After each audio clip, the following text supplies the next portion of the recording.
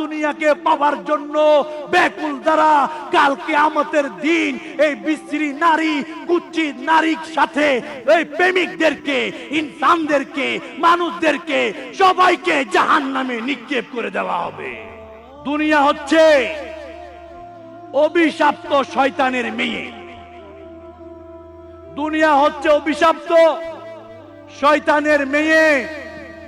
যারা দুনিয়াকে ভালোবাসে, দুনিয়ার প্রেমে মরত, তারা শয়তানের মেয়েকে বিবাহ করেছে। তারা শয়তানের মেয়ের জামাতা। আর এই মেয়ের কারণে, শয়তানের মেয়ের জামাতা হওয়ার কারণে, দুনিয়ার প্রেমে ডুবে থাকার কারণে, দুনিয়ার মুহাব্বতে ডুবে থাকার কারণে শয়তানের জামাতার কাছে শয়তান বারবার আসা যাওয়া করে। আজকে আমাদেরকে গ্রাস করে নিচ্ছে। দুনিয়ার মুহাব্বত থেকে আল্লাহ তুমি আমাদেরকে হিফাজত করো, কারণ দুনিয়া এটা কঠিন একটা জায়গা, এটা ভালো নয়। দুনিয়া ভালো নয়, খারাপ। যেমন হযরত সাইয়েদনা ফুযাইল বিন আয়াস রাহমাতুল্লাহি তাআলা আলাইহি বর্ণনা করেন, আব্দুল্লাহ বিন আব্বাস রাদিয়াল্লাহু তাআলা আনহুমা বলেন, কিয়ামতের দিন একটি নীল চক্ষু বিশিষ্ট বিশ্রী বুড়ি দুনিয়া রূপে হাজির করা হবে, যার সামনের দাঁত বের হয়ে থাকবে।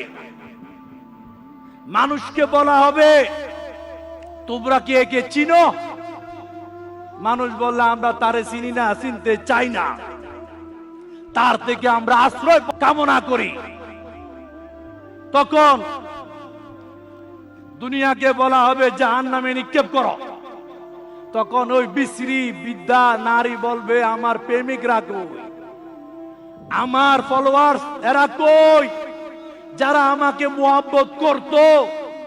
আজকে দুনিয়ার মুহাব্বতে মানুষ ঘুষ খায়, সুদ খায়, দুনিয়ার মুহাব্বতে খেলাধুলায় মত্ত, দুনিয়ার মুহাব্বতে নামাজ পড়ে না, মা বাবার সেবা করে না।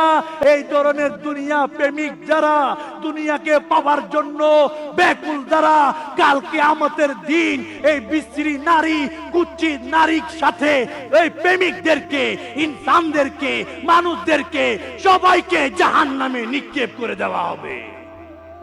বাঁচার কোনো সুযোগ নাই। আল্লাহ আমাদেরকে হিফাজত করুক।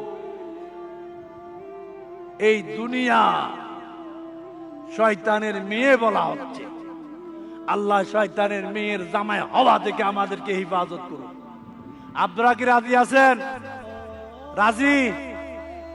আমরা নবীর গোলাম হতে চাই, শয়তানের মেয়ের জামাই হতে চাই না। আমরা মুমিনা নবী প্রেমিক নারীর স্বামী হতে চাই, শয়তানের মেয়ের স্বামী হতে চাই না।